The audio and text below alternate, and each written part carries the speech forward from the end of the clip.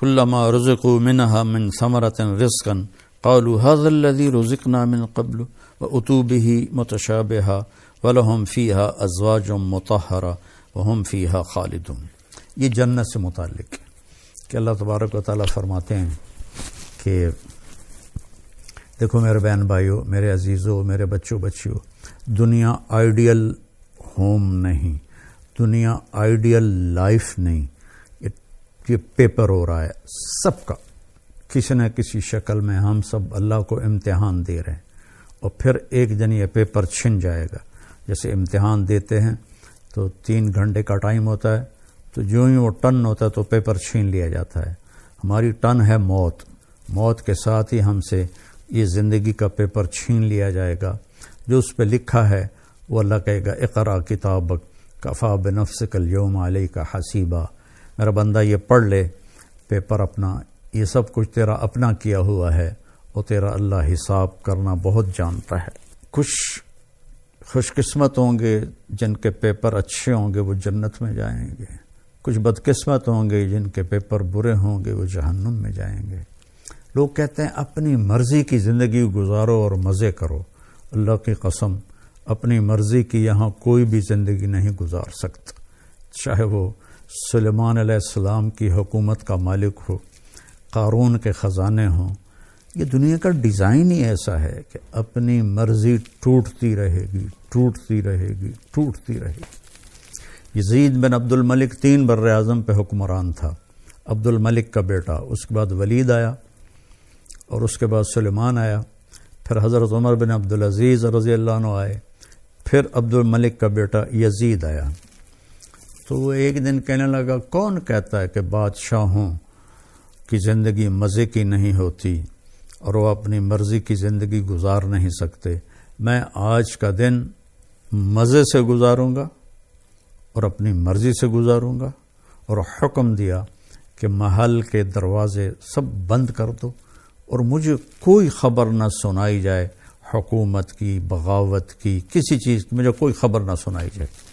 اور اس کی ایک باندی تھی حبابہ، وہ بہت حسین تھی، تو اس کو وہ لے کر اپنے محل میں بیٹھ گیا کہ آج کا دن میں حبابہ کے ساتھ مستی کروں گا. تو باتیں کرتے کرتے اس کو اپنی گود میں لٹا لیا، اور انگور پڑے تھے تو ایک دانہ اٹھاتا اور اس کے منہ میں ڈال دیتا، وہ اس کو کھا لیتی، پھر دوسرا دانہ اٹھاتا اس کے منہ میں ڈال دیتا. اس طرح کی ایک مزے کی شکل بنی. پھر ایک دانہ اٹھا کر اس کے منہ میں ڈالا تو اس کے حلق کے اندر جا کے پھنس گیا، تو اس کا کھانسی، سانس کھڑا، وہ دانہ نہیں نکلا، اور یہاں تک کہ وہ اس کے سامنے تڑپ تڑپ کے مر گئی. اور اس کا مرضی سے گزارنے والا دن سب سے زیادہ اس کے لیے خوفناک دن بن گیا.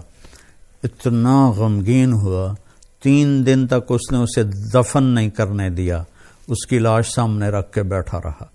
تیسرے دن اس میں بدبو پڑنے لگی اور جسم گلنے لگا، تو پھر زبردستی اس کے رشتہ داروں نے، اس کے بھائی ہشام نے اسے چھین کر اس کو دفن کیا. تو مرضی کی زندگی یہاں نہیں، آگے ہے. جہاں یہ میں آپ کے سامنے آیت پڑھی ہے کہ وہاں موت ختم، بڑھاپا ختم، بیماری ختم، غریبی ختم، فقر ختم، غم ختم، دکھ ختم، ہر قسم نیند ختم، نیند بھی نہیں آئے گی، ہمیشہ جاگتے رہیں گے.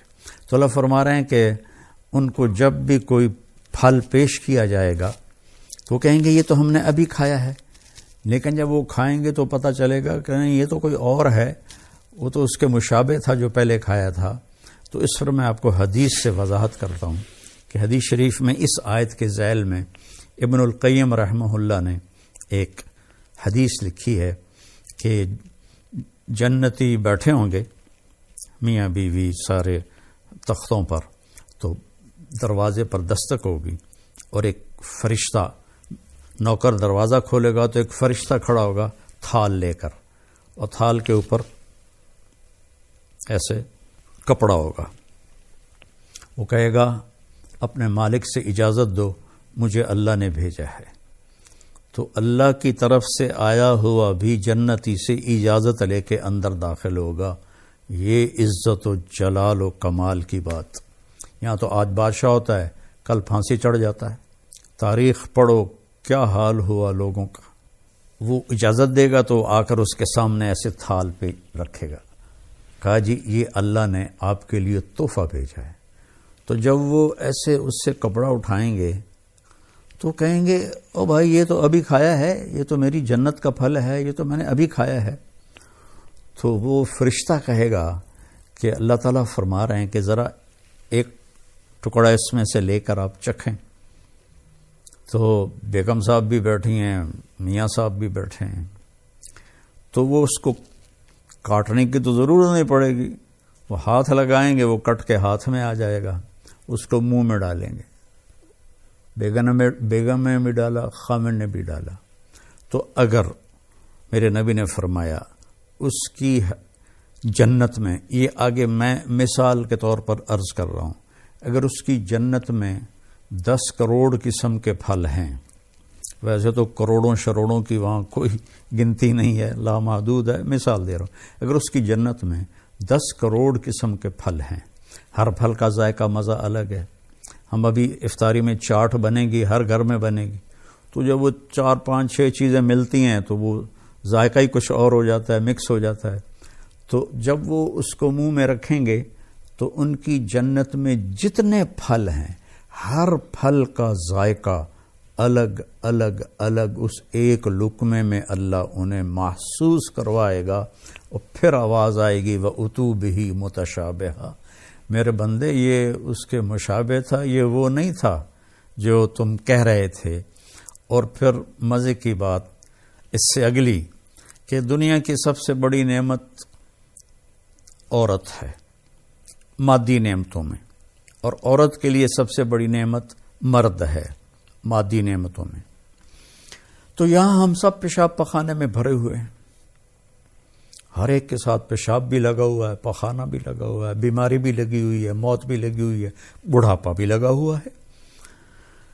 تو وَلَهُمْ فِيهَا أَزْوَاجٌ مُطَهَّرَةٌ، تمہاری بیویاں ہوں گی پاکیزہ، نہ وہاں کوئی حمل ہوگا اور نہ وہاں کوئی ولادت ہوگی، اور نہ بڑھاپا آئے گا، نہ رنگ بدلے گا، نہ روپ بدلے گا، نہ جوانی ڈھلے گی، نہ غم سے پریشانی آئے گی، نہ ڈپریشن ہوگا، نہ اینزائٹی ہوگی.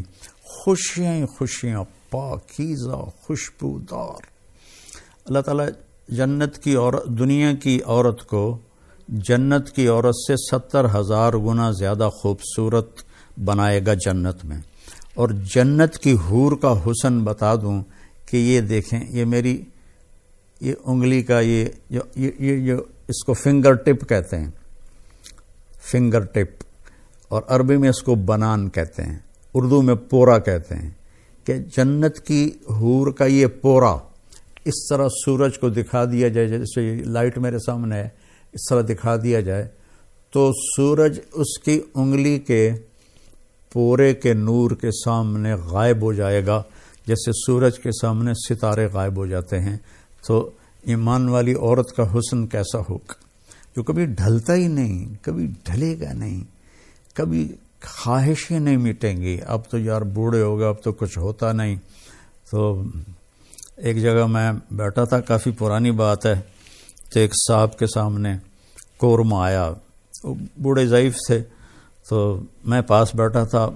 میں اس وقت کوئی 34-35 سال کا تھا. تو انہوں نے قورمہ اپنے سامنے سے ہٹا کر نا میرے سامنے رکھ دیا اور کہنے لگے لو بھائی کھاؤ، ہمارے تو کھانے کے دن بھی گئے اور نہانے کے دن بھی گئے. تو وہاں ایسا کبھی نہیں ہوگا، کبھی نہیں ہو، اور ویسے نہانے کی ضرورت بھی نہیں پڑے گی. تو وَهُمْ